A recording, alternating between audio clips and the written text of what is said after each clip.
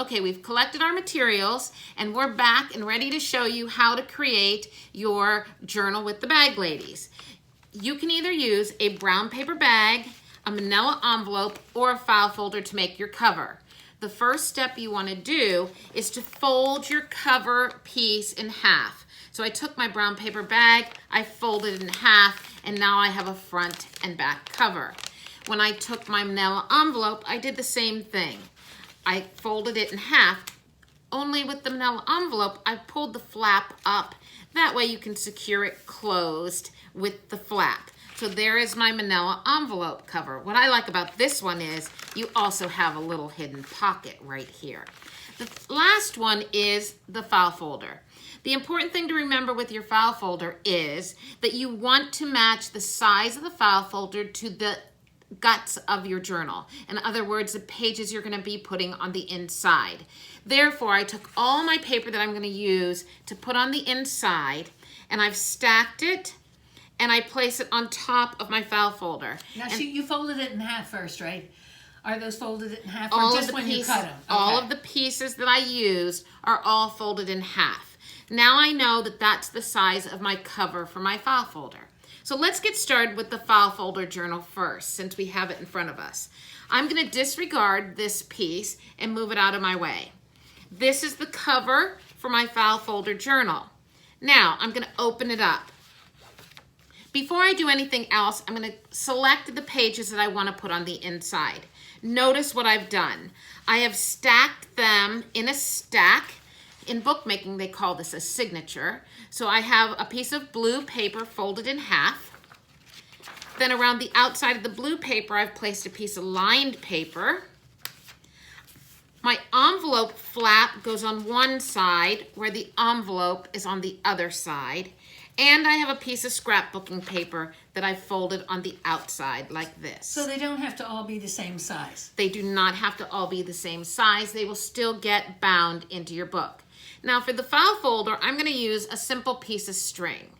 What you're going to do first is you are going to open up your entire signature like this and lay it flat. Make sure it's lined up with your fold. That's very important.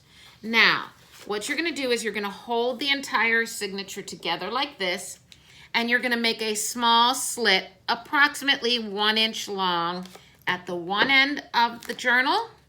Through everything? Through everything, all of your pages. Then I'm going to flip it around, and I'm going to do the same thing at the top of my journal. A 1 inch slit through all the pages. There I have a slit here, and I have a slit here. Now, to bind the journal, it's very simple. Karen, if you could hold this for a minute. Sure. I'm gonna lay my string out on the table, and I'm gonna place my journal on top of the string. I'm gonna allow the string to come through the top like this, and I'm gonna fish it through and have it come through the bottom like this. So now it goes all the way through the center of my journal. At this point, I'm going to flip the entire journal over like this, and I am going to tie it on the side with the cover. Just in a simple knot by crisscrossing. Hold your finger down, crisscross again, and pull it tight. Now, I can go on to trim the ends of my string, and I have a perfect journal that I can start recording my daily activities and things that I've been doing while I'm on this stay-at-home order. I love it. Now, you can do the same thing with a manila envelope. This time, I'm going to use a piece of ribbon. I'm going to use my manila envelope that I've already folded in half. I'm going to open the flap and open my manila envelope like this. I'm also going to turn my ribbon the opposite direction so it aligns with my fold. Once again, I have paper that I've selected that will fit inside my journal. A piece of scrapbooking paper, some lined paper, and even a piece of cardstock that I've folded the bottom up to fit in my journal to create a pocket. Oh, and you could even use like some tape on each end, correct? Absolutely. You could tape the ends up, and now you have perfect pockets for your journal. Idea. Now, I'm going to once again close this, close the flap, and I'm going to lift it up. Once I have everything aligned the way I want to, I'm going to do the same procedure of adding my slit at the bottom. Right here, about an inch long slit and an inch at the top through all of the papers, including the manila envelope. Now I'm going to lay it down on top of my ribbon. I'm going to allow the ribbon to come through at the top, and I'm going to pull slowly till it comes all the way across my journal. I'm now going to flip my journal over and allow this to go through the slit. Once I'm on the back side, I'm now going to tie my journal closed with the ribbon, pulling it nice and tight, having a friend's finger for help,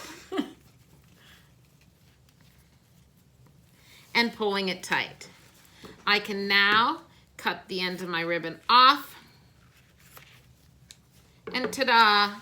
I now have another journal that's ready to use for all of my excitement that I can add to it. And there's journal number 2. Now, the third journal I'm going to make is using a brown paper bag. Okay, I folded my journal in half first. I'm going to use the same procedures. Now you could use a completely full brown paper bag that you get at the Any grocery size store. will work perfectly. Okay. Okay, you're just going to modify the size of your paper as you do that. Right. Okay, once again, I have my signature of stacked papers that are sandwiched together. You want to be sure to find the middle of that stack. Line it up with your fold on your brown paper bag. Hold everything together. Slit at the bottom, approximately 1 inch. Slit at the top, approximately 1 inch. Now this time I'm going to use an elastic band. Okay, now you could use any kind of band loop that you have that's stretchy, anything from a ponytail band to a rubber band to even a weaving loop, which would be like a piece of nylon. Okay, so what I'm going to do is I'm going to stretch it over the entire outside of my bag. It goes through the slit here, and now it's secured my brown bag book close. Now, the fun thing about the brown bag is you have a pocket here, but also we call this the flap of the bag, which used to be the bottom of your bag. What you can also do to this is lift it carefully and cut along the edge. Like a piece of spaghetti. Like a piece of spaghetti. And now you have a second pocket in your journal. Awesome. So that's how to put together a Bag Lady style journal using all kinds of materials from your home. So go collect some materials and make a bunch of journals and have a great time.